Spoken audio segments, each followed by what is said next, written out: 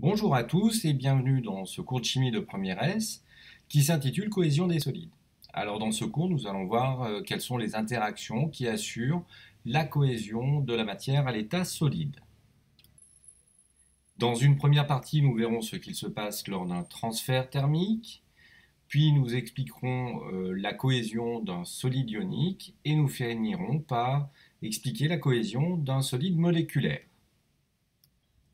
Alors, voyons dans un premier temps ce qu'il se passe lors d'un transfert thermique.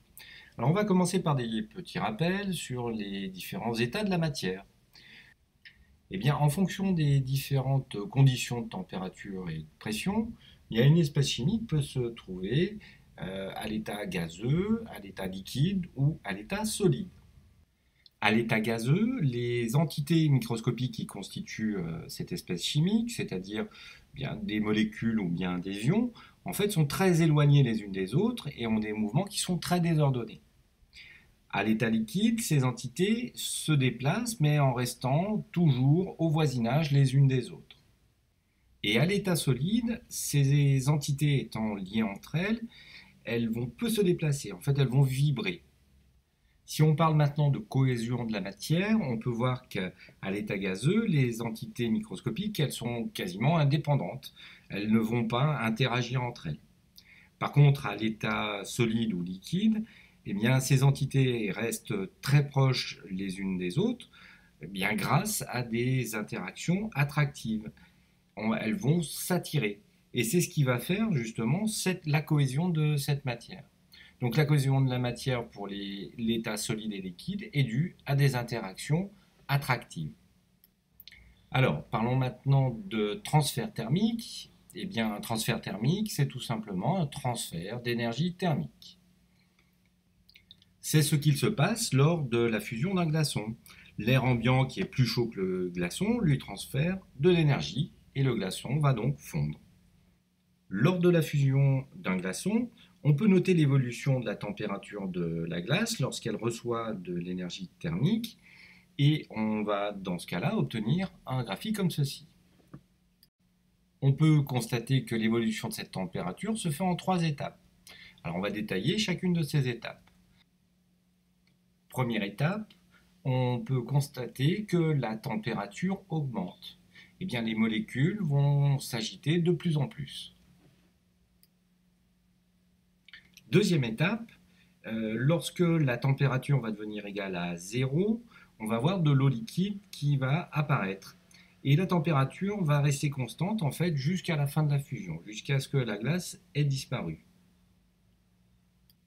Dans ce cas-là, l'agitation des molécules d'eau est maintenant suffisante pour casser les interactions qui les maintiennent au voisinage les unes des autres.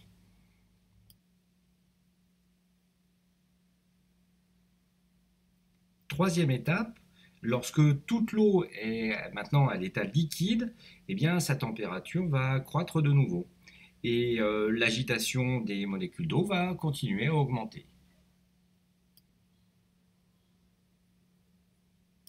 Voyons ce qu'il y a à retenir. Eh bien, premièrement, le changement d'état d'une espèce chimique se fait à une température constante. C'est-à-dire que tant qu'il reste du solide et qui n'est pas tout à fait transformé en liquide, eh bien la température restera constante. Et puis deuxièmement, cette température de changement d'état eh bien, est caractéristique de l'espèce considérée. Par exemple, l'eau va passer de l'état solide à l'état liquide à une température de 0 degré Celsius, alors que d'autres espèces auront une autre température caractéristique. Pour observer le changement d'état d'une espèce chimique, eh bien, il va falloir lui apporter une certaine énergie. Et cette énergie, c'est ce qu'on va appeler l'énergie massique de changement d'état. En fait, c'est l'énergie qui est reçue ou fournie par kilogramme d'une espèce lors de son changement d'état. Et donc, elle va s'exprimer en joules par kilogramme. Prenons un exemple. L'énergie massique de fusion de la glace vaut 3,33 10 puissance 5 joules par kilogramme. Alors qu'est-ce que ça signifie? Eh bien, ça signifie que pour faire fondre 1 kg de glace, il faut apporter une énergie égale à 3,33 10 puissance 5 joules. Une petite remarque, l'énergie massique de changement d'état est aussi appelée chaleur latente de changement d'état. On a vu tout à l'heure que chaque espèce chimique avait une température de fusion qui était caractéristique. Bien, voici quelques exemples. Donc, vous voyez différentes espèces chimiques avec la température de fusion correspondante. On a vu tout à l'heure que la cohésion de la matière dans les états solides et liquides était due à des interactions attractives. Bien, plus les interactions attractives qui assurent cette cohésion seront fortes, et plus il faudra apporter d'énergie pour les rompre. C'est pour ça qu'on voit que les températures et les énergies massiques de changement d'état seront de plus en plus élevées. On peut voir sur ce document des différences importantes en ce qui concerne les températures de fusion et notamment entre deux types de solides, les solides ioniques et les solides moléculaires. Eh bien, voyons la différence donc entre les solides ioniques et les solides moléculaires. Un solide ionique est en fait constitué d'ions. Il est constitué de cations et d'anions qui sont régulièrement disposés dans l'espace. Et bien sûr, ce solide, il est électriquement neutre. Un solide moléculaire est, lui, constitué de molécules qui sont, elles aussi, électriquement neutres, qui sont régulièrement disposées dans l'espace, là aussi. Donc, pour résumer simplement, un solide ionique est constitué d'ions, et un solide moléculaire est constitué de molécules. Et les deux sont électriquement neutres. On constate que les températures de fusion pour les solides ioniques sont plus importantes que pour les solides moléculaires. Eh bien, cela veut dire que les interactions attractives au sein des solides ioniques seront sûrement plus importantes que dans les solides moléculaires. Donc c'est ce que nous verrons par la suite. Voyons maintenant quelques exemples de solides ioniques et de solides moléculaires. Premier exemple, le fluorure de magnésium, MgF2, qui est un solide ionique. Il est constitué d'anions fluorure, F-, et de cations magnésium, Mg2+. Le solide étant électriquement neutre, on voit bien qu'il va falloir 2 fois plus d'ions fluorure que d'ions magnésium dans ce solide. Deuxième exemple, le diode, I2, eh bien lui c'est un solide moléculaire. Il est uniquement constitué de molécules de diode, I2. Voyons maintenant comment on peut expliquer la cohésion d'un solide ionique. Alors pour cela, nous allons d'abord faire un point sur une des interactions fondamentales, une des 4 interactions fondamentales. On va parler de l'interaction électrostatique. Bien, deux corps A et B qui sont chargés électriquement et qui possèdent des charges électriques QA et QB vont exercer l'un sur l'autre des forces qui ont exactement la même direction mais de sens opposé. Bien, c'est le cas notamment lorsqu'on approche d'une boule métallique un morceau de plastique ou de verre qui a été préalablement frotté. Donc deux cas vont se présenter, bien soit ils vont s'attirer, soit ils vont se repousser. Premier cas, les deux corps vont s'attirer lorsque leurs charges seront de signes opposés. Et deuxième cas, ils vont se repousser lorsque les charges seront de même signe. Alors les deux forces ont exactement la même valeur. Effectivement, la force exercée par A sur B aura exactement la même intensité que la force exercée par B sur A. Alors, comment évolue l'intensité de cette force? Eh bien, lorsque la charge portée par les corps A et B va augmenter, eh bien, cette force va augmenter elle aussi. Et lorsque la distance va augmenter, eh bien, la force, elle, va diminuer. L'expression de cette force est donc la suivante, c'est ce qu'on appelle la loi de Coulomb. La force est égale à K fois la valeur absolue de QA fois la valeur absolue de QB sur D au carré. Alors la force est bien sûr en newton, la charge est en coulomb, la distance est en mètres, et donc la constante K est en newton mètre carré par coulomb au carré. On va pouvoir maintenant facilement expliquer la cohésion des solides ioniques. En effet, Ces solides ioniques sont constitués d'ions positifs et négatifs qui vont s'attirer puisqu'ils sont de signes opposés. Donc dans un solide ionique, chaque ion va s'entourer d'un ion de charge de signe opposé. Et l'interaction électrostatique et attractive entre ces ions, c'est elle qui va assurer la cohésion du solide. Voilà un exemple pour le chlorure de sodium, c'est le sel de table. Vous voyez que chaque ion Na+ va s'entourer d'ion Cl-. Et chaque Cl- va s'entourer d'ion Na+. Voyons maintenant comment expliquer la cohésion d'un solide moléculaire. Alors pour cela, nous allons introduire une nouvelle grandeur, une nouvelle notion qu'on appelle l'électronégativité. Alors l'électronégativité, en fait, c'est l'aptitude, la capacité d'un atome à attirer vers lui des électrons. Donc en fait, lorsque vous avez deux atomes A et B qui sont liés entre eux, ils sont liés par un doublet d'électrons, un doublet liant, eh bien l'électronégativité, la capacité pour un atome à attirer vers lui, lorsqu'il est dans une liaison, ce doublet d'électrons. Alors cette électronégativité, elle est notée xi, par une lettre grecque que l'on nomme xi.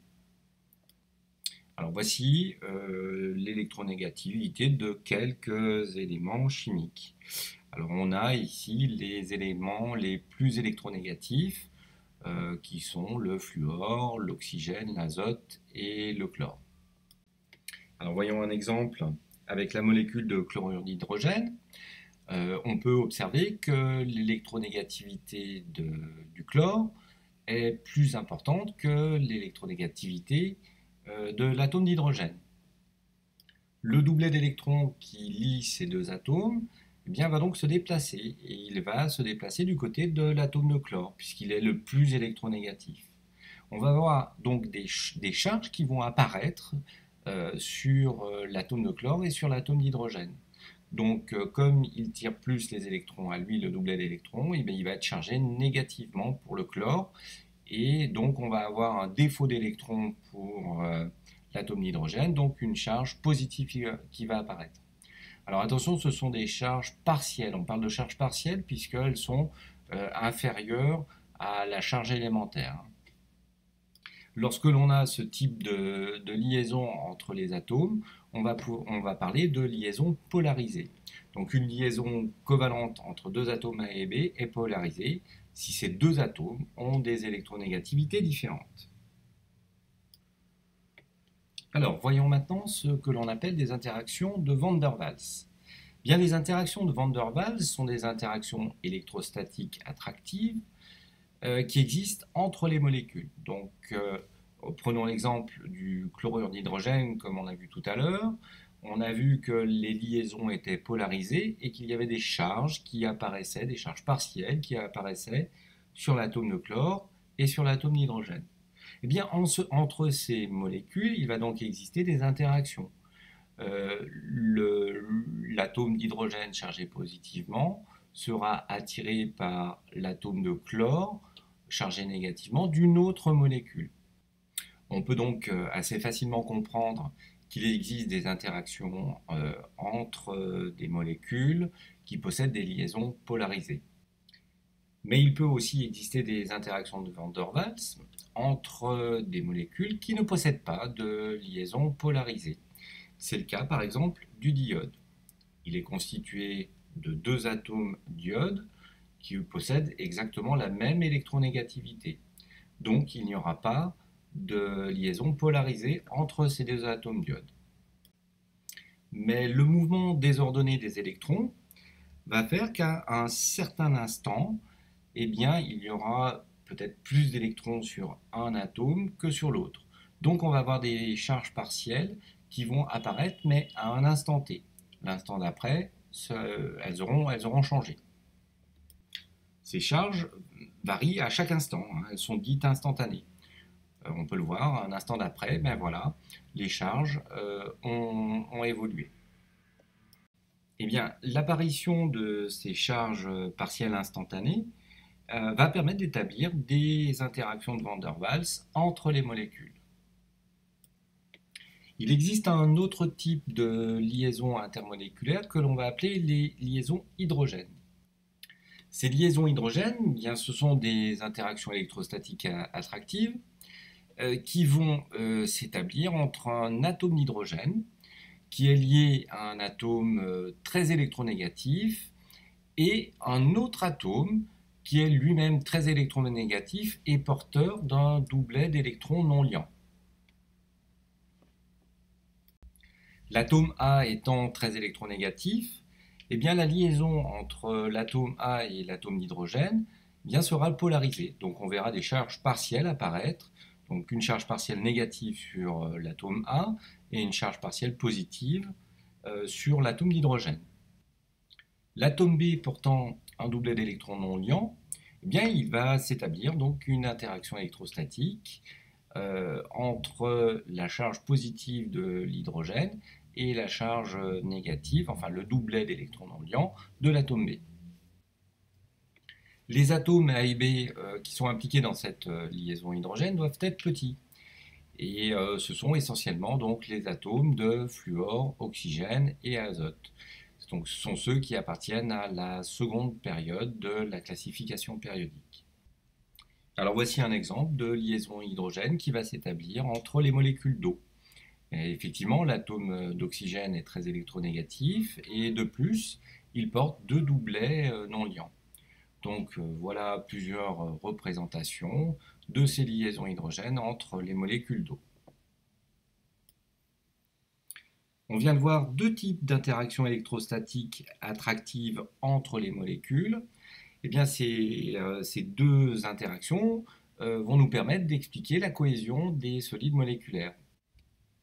En effet, la cohésion d'un solide moléculaire est due d'une part aux interactions de Van der Waals qui sont toujours présentes, qu'il y ait des liaisons polarisées ou non dans la molécule, et puis il est possible qu'il y ait aussi des liaisons hydrogènes entre ces molécules. Mais ça, ce n'est pas tout le temps le cas.